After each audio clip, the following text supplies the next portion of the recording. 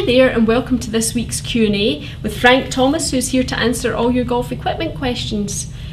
First of all, I'd like to thank all of you who signed up as frog ambassadors, happy frog owners. If you own a frog and haven't yet signed up, please do so by clicking the link below. And also for all of you out there in Europe and in the UK, we now have frogs that have hopped across the pond and they are over there just waiting on some good homes to go to. So please just let us know if you're interested in ordering a frog if you're in Europe, and we can get one to you. Right. First up, question from Dinger.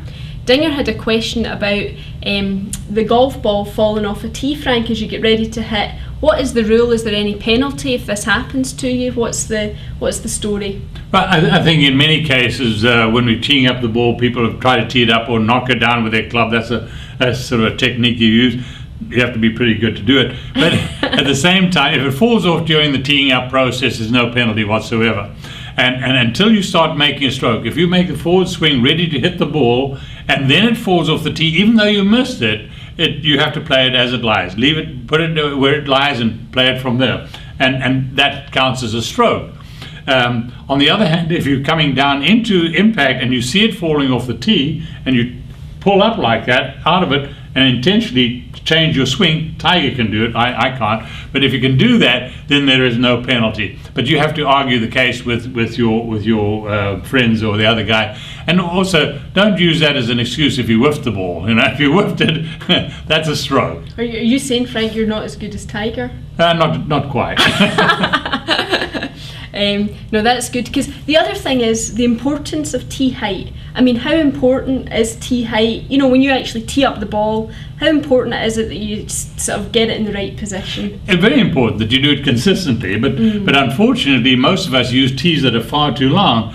This is about a 2 3/4 inch tee, and this is what that people are using today. And I think a 2-inch tee is probably the better one to use. This is a 2-inch tee because you can insert it into the ground about a 1/2 inch, and it's not going to break. Today you'll see tees lying all over the green because of them breaking. We're using the tees too long. And also, here's a tee the USGA has limited to 4 inches. And this I think it's ridiculous. This is the type tee you really should be using. So, tee height is important, and you have to hit the ball on the center or a little above center on the club face. Yeah, because that reduces the spin and right. improves your launch. That's right. See, I do know something. Next up, was it really a clarification for Philip on your discussion with Brian a few weeks ago about playing by the rules? Yeah, Philip, I think if you read it carefully, you'll find that Brian was disturbed about the groove rule that the USGA has made, and he says he's not causing the problem, and very few of the golfers are causing a problem, 150 in total. And he says that the rule doesn't make sense, and he's not going to play by the new rule if it's adopted for him when it comes time. I said to him, as far as I'm concerned, you don't go to jail for violating the rules. So you can play by the Brian rules if you want to. However, I don't advocate that at all. I believe that we should all be playing by the rules as long as the rules make sense.